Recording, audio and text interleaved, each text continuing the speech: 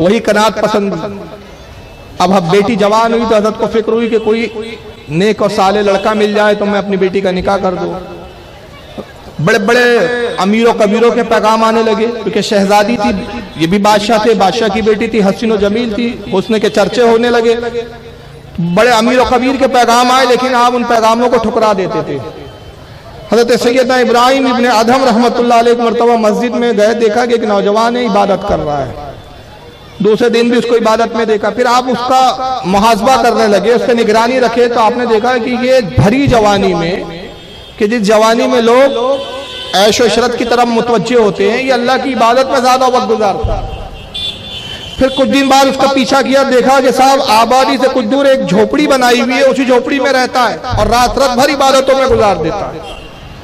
इतने अरसे में हजरत इब्राहिम इब्ने अदहम रहमतुल्लाह अलैह से बड़े मुतासिर हुए।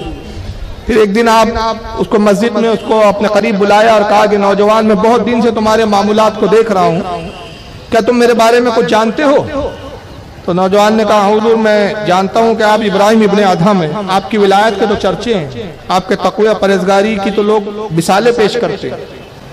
कहा, नौजवान सुनो, मेरी एक बेटी है, बड़े बड़े अमीर और वजीर और बादशाहों के पैगाम है, लेकिन तुम जानते हो कि दुनियादारी जिसको मैंने खुद छोड़ दिया, तो मैं अपनी बेटी के लिए सब कैसे पसंद करूंगा? तो मेरे ख्याल में तुम मेरी बेटी के लिए बड़े मुनासिब हो, अगर तुम्हें मंजूर हो तो क्या तुम मेरी बेटी से निकाह करना चाहोगे? नौजवान खुश हो गया, कहा, हुजूर आप जैसे वली कामिल मुत्तकी परहेजगार, इस दौर में आपसे बड़ा किसी को हम वली नहीं जानते, ऐसे वली की बेटी मेरी बीवी बने, इससे बड़ी मेरी खुशकिस्मती और क्या हो सकती है? हुजूर मुझे रिश्ता मंजूर है, मगर आप जान ले कि मैं बड़ा फाका कश हूं। बाद औकात ये होते हैं कि मेरी जिंदगी फाकों में गुजरती है। फरमाया, इसकी कोई परवाह नहीं, अल्लाह खिलाने और पिलाने वाला है। अपनी बेटी के पास आए और कहा कि मैंने एक नौजवान तुम्हारे लिए पसंद किया। बेटी ने कहा, अब्बा जान, जो आपने पसंद किया, खुदा की कसम आपकी पसंद गलत नहीं हो सकती, मैं राजी हूं। नौजवान को बुलाया, कल हम असर के बाद अपनी खानका में तुम्हारा निकाह कर देंगे। असर में मुख्तसर सी एक रस्म मुनक्किद हुई, मुरीदीन की जमात में निकाह हो गया, और जब रात आई तो बेटी को रुखसत कर दिया। इब्राहिम इब्ने अदहम रहमतुल्लाह अलैह की बेटी अपने शोहर के साथ, नई नवेली दुल्हन अपने शोहर के साथ उसी कुटिया में कदम रखती है, और जब कुटिया में दाखिल हुई तो दुल्हन की आदत होती है, दुल्हन के हर किसी की आदत होती है कि जब हम किसी के घर में जाते हैं तो थोड़ा निगाह इधर उधर देखते हैं, घर का जायजा लेते हैं। उसने अपनी कुटिया का जायजा लिया, एक कमरा है कुटिया का, देखती है तो क्या एक जगह मुसल्ला बिछा हुआ है, मिट्टी के 2-4 बर्तन रखे हुए हैं, एक पानी का मटका है पानी पीने का, उस पर एक मिट्टी का ही जो है रिकाब उस पर ढकी हुई है, और झोपड़ी में एक ताक है, एक छोटा सा एक खिड़की जैसा बना है, और उसमें मिट्टी के एक के ऊपर 1-2 बर्तन रखे हुए हैं। वो दुल्हन जो थी नई नवेली इब्राहिम इब्ने अदहम रहमतुल्लाह अलैह की शहजादी, वो उस बर्तन की तरफ जाती है। बर्तन को उठाया, देखा तो उसमें एक रोटी रखी हुई थी। अपने शोहर से पूछा, कहा कि मेरे शोहर नामदार, ये बताएंगे रोटी कैसी है?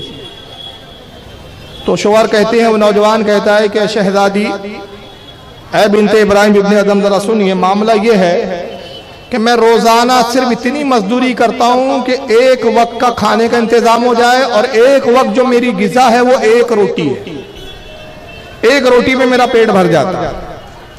तो एक रोटी मैंने हासिल की, लेकिन इत्तेफाक से यह हुआ कि कल मैंने कुछ ज्यादा मजदूरी कर ली, तो जो कुछ मुझे आमदनी हुई उससे मैंने 2 रोटियां ये सोचकर खरीद ली कि एक दिन मजदूरी नहीं करूंगा, एक रोटी आज खा लूंगा और एक रोटी दूसरे दिन खा लूंगा। इत्तेफाक की बात कि मैं मजदूरी करके 2 रोटी लेकर आया, फिर मस्जिद में गया, आपके वालिद ने रिश्ते की बात छेड़ दी और आज तुम मेरी दुल्हन बनकर आई। तो गोया ये अल्लाह की तरफ से था कि एक रोटी इसलिए शायद कल मैंने जायद जो है खरीद ली थी कि तुम आज दुल्हन बन के आने वाली थी, ये दूसरी रोटी वो है जो कल मैंने ज्यादा खरीद ली थी। जैसी दुल्हन ने सुना, शहजादी ने सुना, कहा कि आप मुझे मेरे वालिद के घर छोड़ दीजिए, खुदा की कसम मैं इस घर में 1 मिनट भी नहीं रह सकती।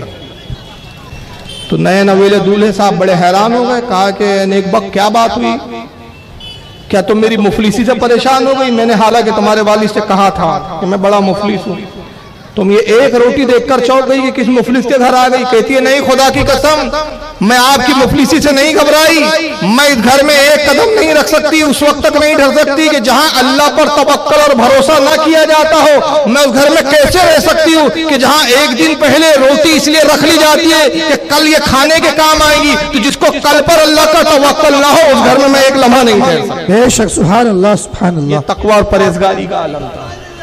और एक आखिरी बात पे फिर मैं हजरत शरफुद्दीन याहिया मनीरी पे आऊंगा। ये वक्त की किल्लत है, 10 बजे किसी भी हाल में हमको खत्म करना है, वरना बातें तो बहुत सारी है। ये ऐसा दरिया है कि जिसमें जितना गोता लगाओ उतने मोती और कीमती आपके हाथ आते रहेंगे। हजरत शेख अबू यजीद रहमतुल्लाह अलैह बहुत बड़े बुजुर्ग वली कामिल गुजरे हैं।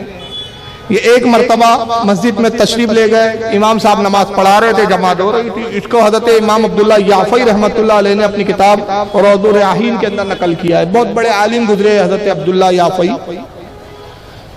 जब वहां पहुंचे तो जमात हो रही थी, तो आप भी जमात में शामिल हो गए। इमाम के पीछे नमाज खत्म की। नमाज जब खत्म हुई तो इमाम साहब मुलाकात के लिए और इमाम ने एक सवाल कर लिया। कहा अबू यजीद एक सवाल का जवाब तो दीजिए, मैंने अक्सर देखा है कि आप सिर्फ इबादत ही करते हैं, अल्लाह की इबादत में ज्यादा मसरूफ रहते हैं, मैंने कुछ करते धरते आपको देखा नहीं। तो मैं ये जानना चाहता हूं कि जब आप इबादत में रहते हो तो खाते कहां से हो? बजैसी हजरत अबू यजीद रहमतुल्लाह अलैह सुना, कहा खैर तेरा जवाब बाद में दूं, जो तेरे पीछे नमाज पढ़ी है पहले उसको लौटा दूं। कहा हुजूर क्या मतलब? कहा उस इमाम के पीछे नमाज क्या कहाँ होगी कि जो बक इमामत तो करता है लेकिन उसको अल्लाह पे तवक्कल ही नहीं, उसको यही नहीं मालूम कि रज़्ज़ाक़ अल्लाह है, वो रिस्क देता है, खाते कहां से?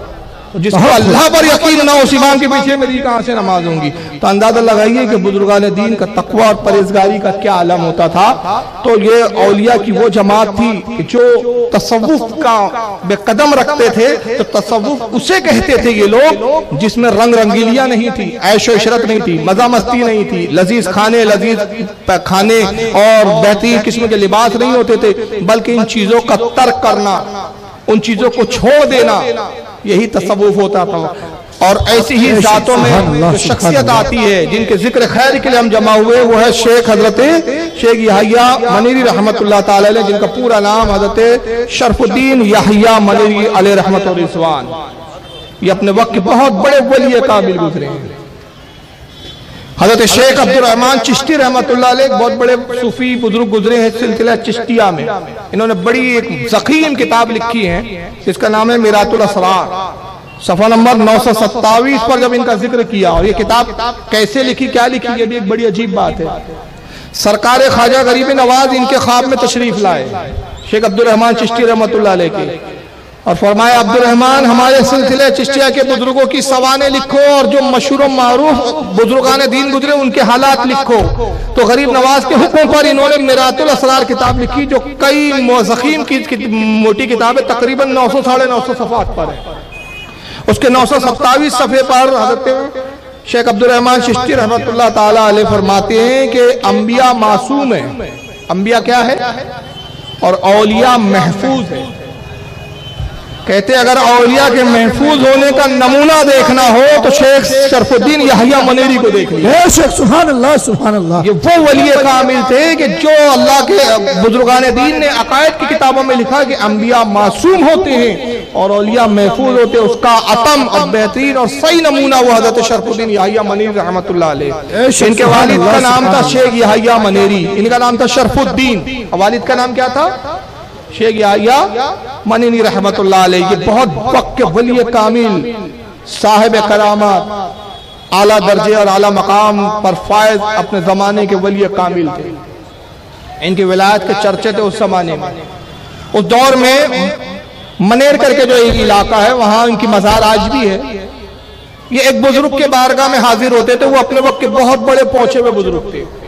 शेख अब्दुल रहमान चिश्ती फरमाते कि जैसी हजरत शरफुद्दीन हजरत याहिया मनीरी रहमतुल्लाह अलैह यानी शरफुद्दीन अलैह रहमत रिज़वान के वालिद जब उस बुजुर्ग से मुलाकात के लिए जैसी हुजरे में दाखिल होते वो अदब से खड़े हो जाते, हाथ बांध के खड़े हो जाते, और जब तक हजरत नहीं तशरीफ रखते थे वो भी खड़े रहते। वे कहते सैयद साहब पहले आप तशरीफ रखे, जब ये बैठ जाए तो वो भी बैठ जाए।